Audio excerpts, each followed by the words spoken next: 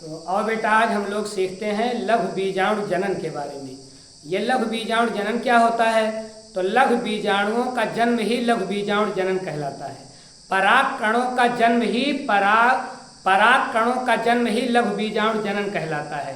पराग कण बोले, लघु बीजाणु बोले, माइक्रोस्पोर बोले, पॉलन ग्रेन बोले, ये सब एक ही नाम तो है। तो पराग कणों का उत्पन्न होना ही क्या कहलाएगा? लघु बीजाणु जनन कहलाएगा। लघु बीजाणुओं का जन्म ही क्या कहलाएगा? लघु बीजाणुओं का जन्म ही लघु बीजाणु जनन कहलाता है। लघु बीजाणुओं का जनन लघु बीजाणु जनन, लघु बीजाणुओं का जन्म लघु बीजाणु जनन, या इसी को हम लोग माइक्रोस्पोरोजिनेसिस बोलते हैं। तो माइक्रोस्पोरोजिनेसिस क्या है? माइक्रोस्पोर का जनन, माइक्रोस्पोर का जन्म ही माइक्रोस्पोरोजिनेसिस कहलाता है। तो इसमें होता क्या है बेटा? आओ हम लोग देखें। तो माइक्रोस्पोर की जो मात्र सेल होती है, जो मातृ कोशिका होती है, मतलब लघु बीजाणु की जो मदर सेल होती है, माइक्रोस्पोर, देखो इसको क्या बोलते हैं हम लोग? इसको बोलते हैं microspore mother cell, microspore mother cell, या इसी को हम बोलते हैं MC, microspore mother cell. M for microspore, M for mother और सी फॉर सेल। तो ये जो माइक्रोस्पोर मदर सेल होती है, ये क्या करती है? ये अर्धसूत्री विभाजन करती है।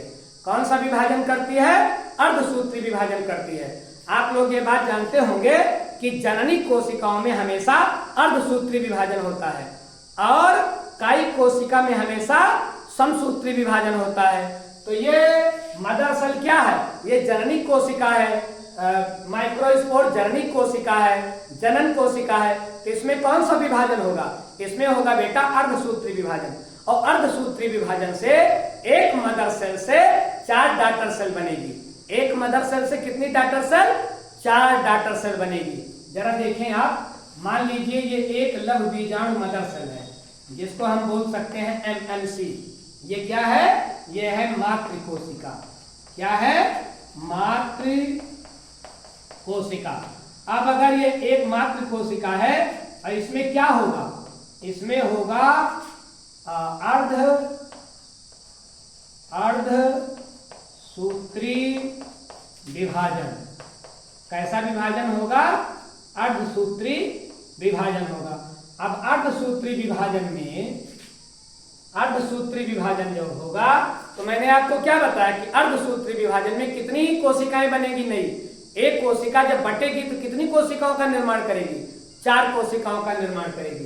बस इसी प्रक्रिया को हम बोलते हैं लघु बीजाणु जनन। इसी को बेटा क्या बोलेंगे? मातृ कोशिका से, मदर सेल से, मातृ कोशिका से संतत कोशिका या डॉटर सेल का बनना ही क्या कहलाता है? लघु बीजाणु जनन कहलाता है। तो ये बेटा कितनी कोशिकाएं बनाएगी? ये बनाएगी 4 कोशिका, 1 2 3 4। तो ये 4 डॉटर सेल बन गई, मतलब ये बन गई संतति कोशिका। तो एक मात्र कोशिका से कितनी संतत कोशिका बनी? 4 संतत कोशिका बनी। और बेटा यही एक बात ध्यान रखना कि ये सारी की सारी कोशिकाएं होती हैं अगुणित। कैसी कोशिकाएं होती हैं? अगुणित या हैप्लॉइड कोशिका। तो आप लोग ध्यान रखें कि अगर आपसे पूछा जा रहा है कि अर्धसूत्री विभाजन में मातृ कोशिका से, मातृ लघु बीजाणु से जो संतति कोशिका बनेगी या डॉटर सेल बनेगी, वो कैसी होगी? तो होगी हैप्लॉइड या अगुणित होगी। 4 कोशिकाएं अगुणित कोशिकाएं बनेगी। तो लघु बीजाणु जनन अब बताइए क्या है? मातृ कोशिका से अर्धसूत्री विभाजन के उपरांत अगुणित संतत कोशिकाओं का बनना ही लघु बीजाणु जनन कहलाता है। मातृ कोशिका से, मातृ लघु बीजाणु से अर्धसूत्री विभाजन के उपरांत 4 अगुणित संतत कोशिकाओं का बनना ही लघु बीजाणु जनन कहलाता है। अब आप समझ गए लघु बीजाणु जनन क्या होता है? मदर सेल से डॉटर सेल का बनना, मात्र कोशिका से संतत कोशिका का बनना। कितनी कोशिकाएं बनेगी? 4। कैसी कोशिकाएं बनेगी? अगुणित या हैप्लॉइड।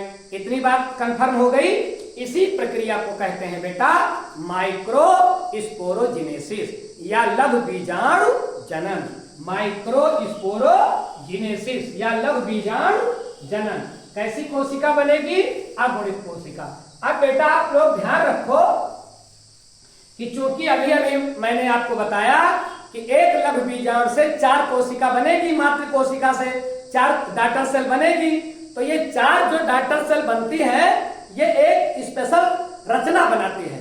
तो ये 5 प्रकार की रचना बनाती है। क्योंकि 4 है तो इसको हम बोलते हैं चतुष्क।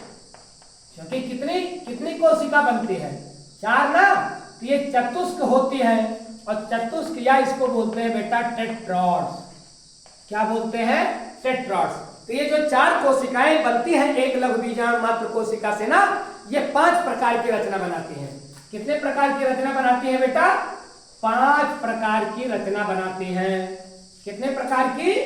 5 प्रकार की रचना बनाती हैं। 1 2 3 4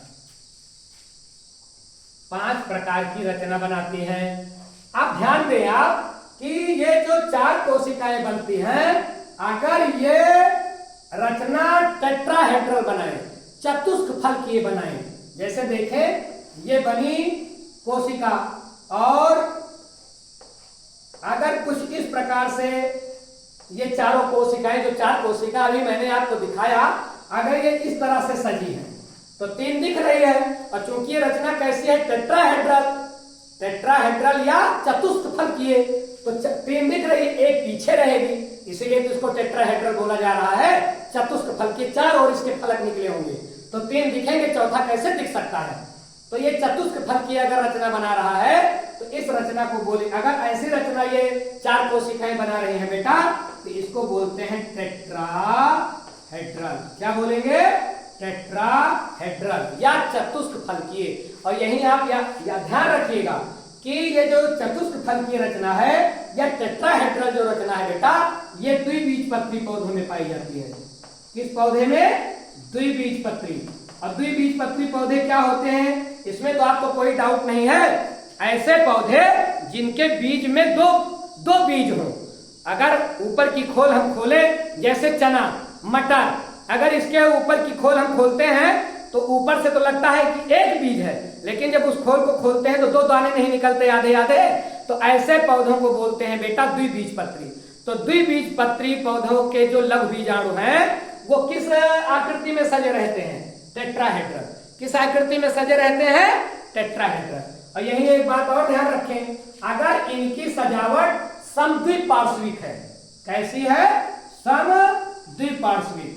जैसे मान लीजिए ये रचना बनी और ये रचना एकदम बीचों बीच से 2 भागों में बढ़ जाए, समद्विपार्श्विक है ना, तो 2 भागों में बढ़ जाए और 4 कोशिकाएं बना ले, तो ये कहलाती है बेटा रचना समद्विपार्श्विक या आइसोबाइलेटरल। इसको क्या बोलोगे?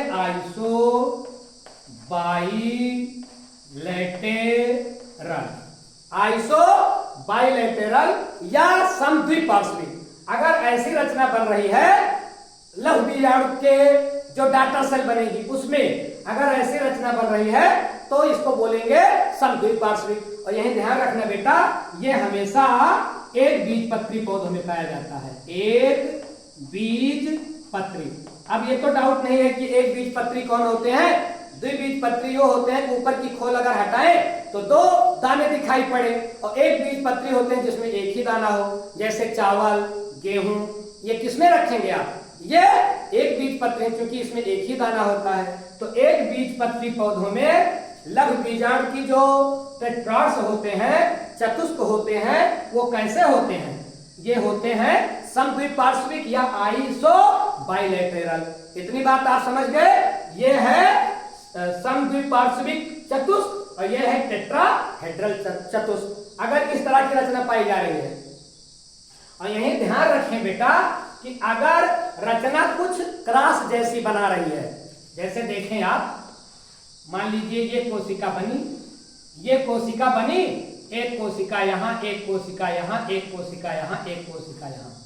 अब मान लीजिए इस तरह की रचना बना रही है डॉटर सेल, तो देखें ऐसी रचना बनाएगी, इसको बोलते हैं बेटा क्रासित। क्रासित क्यों नाम देते हैं? क्योंकि ये अगर हम इसको ऐसे मिलाएं तो देखिए ये क्रॉस जैसा बन रहा है कि नहीं, क्रॉस जैसा बन रहा है ना, तो इसीलिए इसको बोलते हैं बेटा क्रासित या डेक सेट, या इसी को हम कह सकते हैं डेक सेट या क्रासित। तो अगर इस तरह की रचना बना रहा है कोई लघु बीजाणु तो उसको बोलेंगे डेक सेट या क्रासित। क्रॉस जैसा बनाएगा तो क्रासित, समान बंटवारे में बनाएगा तो समद्विपार्श्विक, या टेट्राहेड्रल चतुष्फलकीय बनाएगा तो टेट्राहेड्रल या चतुष्फलकीय। इतनी बात आप समझ गए।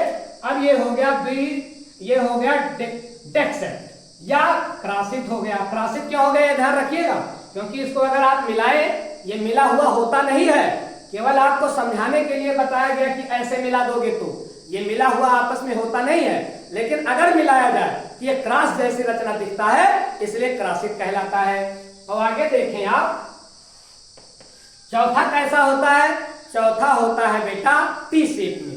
तो मान लीजिए ये कोशिका बनी, मान लीजिए ये कोशिका बनी और इसमें 4 संतत कोशिकाएं बनी, तो 4 संतत कोशिकाएं कुछ इस प्रकार से बनती हैं। इस तरह से अगर सजी है तो इसको बोलते हैं बेटा टी शेप। अब ये टी शेप क्यों बोला जा रहा है, जरा इसको मिलाएं, ऐसे ऐसे। अब बताइए अंग्रेजी का कौन सा अक्षर बना रहा है? टी अक्षर बना रहा है ना, इसीलिए इसको बोलते हैं टी शेप या टी आकार का, इसको बोलते हैं टी शेप चतुष्क। किस शेप का चतुष्क? टी शेप का चतुष्क, टी शेप का चतुष्क, टी शेप का। तो ये टी आकार का हो गया, क्योंकि ये अगर मिला होता नहीं है, ध्यान रखिएगा, ये केवल आपको समझाने के लिए बताया जा रहा है। अगर इसको मिला दिया जाए तो टी शेप बन रहा है, इसलिए इसको टी शेप का जो है चतुष्क बोलते हैं। और एक 5वां जो बेटा चतुष्क होता है वो कहलाता है, वो मान लीजिए ऐसी कोशिका बनी, तो ये 1 कोशिका, 2 कोशिका, 3 कोशिका, 4 कोशिका, तो कुछ एक सीधी रेखा में ये बनाते हैं चारों कोशिकाएं। अगर इनको ऐसे जोड़ दिया जाए तो एक सीधी रेखा मिलेगी, इसीलिए बेटा इसका नाम ही है रेखीय। ये कौन सा चतुष्क होगा बेटा? ये रेखीय चतुष्क होगा। कैसा चतुष्क होगा? रेखीय चतुष्क या लाइनियर, रेखीय या लाइनियर।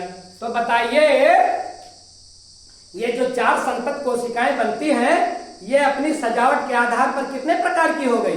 5 प्रकार की। टेट्राहेड्रल, आइसोबाइलेटरल, डेक सेट, टी शेप, लाइनियर, ये 5 प्रकार की हो गई। यही एक बात और आप ध्यान रखिएगा कि ये चारों कोशिकाएं जिस रचना से आपस में जुड़ती है ना बेटा, इस पदार्थ को बोलते हैं कैलोज। अब अगर आपसे आ रहा है कि ये कैलोज क्या है, तो कैलोज जो है ये चारों कोशिकाओं को आपस में जोड़ कर रखता है। तो किस पदार्थ से चारों कोशिकाएं जुड़ी होती हैं? कैलोज नाम के पदार्थ से। यही एक बात और आप ध्यान रखें कि कुछ पौधे ऐसे होते हैं जिनमें ये चारों कोशिकाओं में से 3 कोशिकाएं विघटित हो जाती हैं और केवल एक कोशिका, एक लघु बीजाणु कोशिका बचती है। ऐसे पौधे साइपिरेसी कुल के पौधे होते हैं। किस कुल के पौधे? साइपिरेसी कुल। अब आप बोलोगे साइपिरेसी कुल सर कौन सा कुल है? तो साइपिरेसी कुल बेटा पौधों का वह कुल है जो दलदले स्थानों पर उगता है। ऐसे पौधे जो दलदले स्थानों पर उगते हैं और घास जैसे होते हैं, उनको बोलते हैं साइपिरेसी कुल। तो साइपिरेसी कुल में लघु बीजाणु कैसे होंगे? 3 कोशिकाएं विघटित हो जाएंगी, केवल एक लघु बीजाणु बचता है। तो ये किसमें पाया जाएगा? साइपिरेसी कुल में। और यही एक बात और आप ध्यान में रखिएगा कि कुछ पौधे ऐसे होते हैं जिनमें कई चतुष्क आपस में मिल करके संयुक्त लघु बीजाणु बनाते हैं। कई चतुष्क आपस में मिक्स हो जाएंगे और एक संयुक्त लघु बीजाणु बनाएंगे। तो ऐसे पौधे का उदाहरण कौन सा है? ऐसे पौधे का उदाहरण बेटा ड्रोसेरा है। ड्रोसेरा का नाम सुने हो? तो ड्रोसेरा एक पौधा होता है उसमें कैसा लघु बीजाणु होता है, उसमें ये कई चतुष्क आपस में संयुक्त हो जाते हैं और एक लघु बीजाणु का निर्माण करते हैं। तो एक तो ऐसे पौधे होते हैं कि 3 टूट जाएंगे, एक बचेगा, और एक ऐसा पौधा बताया जा रहा है जिसमें कई आपस में जुड़ जाएंगे। तो इसका उदाहरण क्या है बेटा? इसका उदाहरण ड्रोसेरा है। मुझे लगता है आप समझ गए होंगे कि लघु बीजाणु जनन क्या है और लघु बीजाणु के जो चतुष्क होते हैं वो कितने प्रकार के होते हैं। ऐसे ही हम पुष्प के अन्य भागों के साथ आपसे अगले वीडियो में मिलते रहेंगे बेटा।